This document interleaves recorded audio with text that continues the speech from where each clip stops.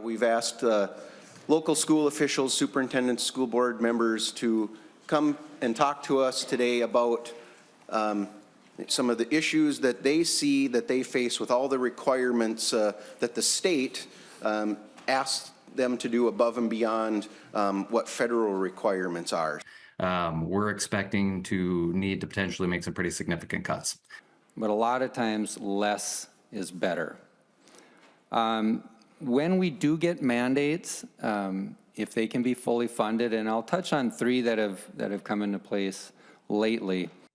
I'm going to talk a little bit about one item, which is just a general administrative burden that schools are feeling coming out of different bills that have been passed by the legislature over the last few years. To give you a little bit of perspective, the overall administrative costs of districts statewide historically used to run in the 2 to 3% range. We're now seeing that those costs have climbed into the 4 to 6% range. The most recent data that I could pull, which was the statewide information from fiscal 23, was the statewide average was 4.9% for administrative costs. It seems like we've kind of lost sight of the goal of public education to try to keep things simple, really focus the dollars that we get in the classroom. Our people are experiencing all these range of emotions because over my career, we've seen a steady increase in the change expectations that are being delivered to schools. And it really feels like, I would say, a heavy burden. It's a heavy lift. So we're at the bare bones when it comes to committed funds. We have no more. And so again, many of the pieces of legislation have combined to have an adverse impact on our financial position and caused us to end where we are. We just don't have the staff, the administrative staff to monitor all the mandates, and it's really making a big change in our program. So on behalf of all the small rural districts, educators, and administrators who are tasked with these mandates, it's overwhelming. After the last legislative budget session, there were more than 30 new school policies that districts were required to implement due to new state statutes. There was no opportunity for superintendents to discuss or contemplate these new policies or their boards. No room to decide if these new policies were best for school districts. They were simply passed down from St. Paul with no input from local communities, boards, or administrators. They were one-size-fits-all mandates on how to operate our school. What we'll face is about a $2.5 million hit in that unemployment mandate. Another $2.6 million for paid leave if we do not have new money. Over the past 2 years, several legislative actions have been enacted that have or threaten to have profound and detrimental impact on our small school. We face a $463,000 shortfall to implement the state-mandated K-4 curriculum. In case you are keeping track of the total underfunding for these 4 mandates, the total for my district is $1.5 million or 19 teachers.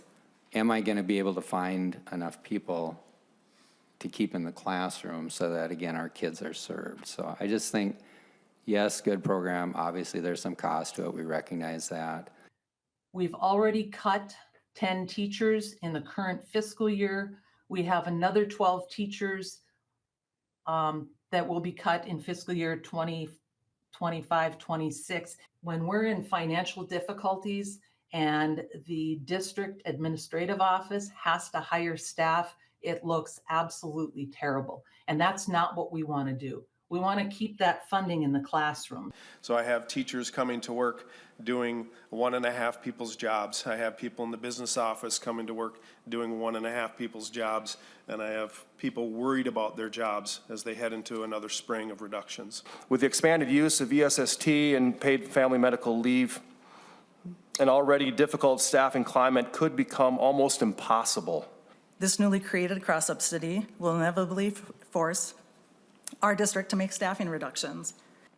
We're also looking ahead to the 2026 paid family and medical leave law. We've analyzed our leaves taken in the last school year, and 400 of those leaves of absence would have increased from 12 to 20 weeks had the law been in effect.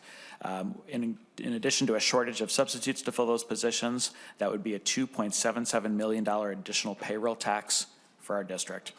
Rising costs in salaries and benefits, combined with revenue streams that do not keep up with those necessary costs, mean we will face budget deficits in coming years.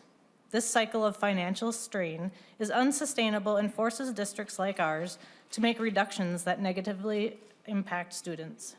Again, I'm on the hook to lose over 300 grand, and I'm going to have to make reductions.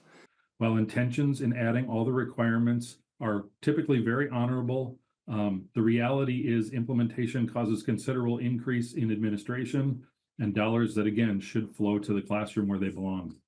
We are fastly approaching statutory operating debt. In our fiscal year 25 budget, our unassigned fund balance is projected to go negative. The compensatory issue that's been raised will be a reduction of about $605,000 for our districts for my district heading into next year. There was a scenario where we would not have to cut budget for the first time in 6 years. And with these aides leaving, that scenario is off the table. But all these pieces of legislation are really having a synergistic adverse impact on our school districts and our funding. And so, as you heard already today, there are many Minnesota school districts that are on the verge of statutory operating deficits. Yet our district must live within the budget, and many districts, not just ours, are deficit and needing to cut. Pine City is a small district, rural district. When we do one-size-fits-all solutions, it doesn't work for Pine City, Minnesota. It's just too hard for us. We don't have the staff that the bigger districts have. We don't have, in smaller districts, they know every single person. They can fit in everywhere. We're already so overburdened, overtaxed. When my colleague said that people are doing 1.5 times their jobs, we're doing 1.5 plus some. So what I want you to take away from this is we need some help up here in northern Minnesota. We want to reflect what's best in teaching and learning. We just need the time to do it. We need the resources to do it. And I know I'm echoing what a lot of my peers have said, but we are struggling. We want a world-class education for all our Minnesota students. Please empower us to do the job that our local community has charged us with, and return local control that has made public education so great. Correct underfunded initiatives and refrain from imposing new mandates, particularly those that are underfunded or unfunded.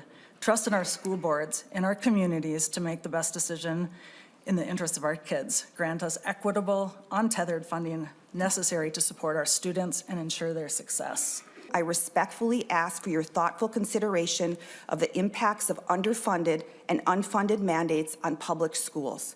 While these programs are well-intentioned, their unintended costs and consequences have not been fully accounted for in evaluating their effects on our students.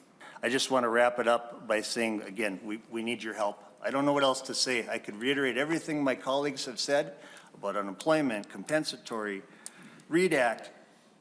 We just need help. We don't have the resources to maintain the level of education that I think you feel is appropriate and we feel is appropriate. So please, we need your help. Thank you.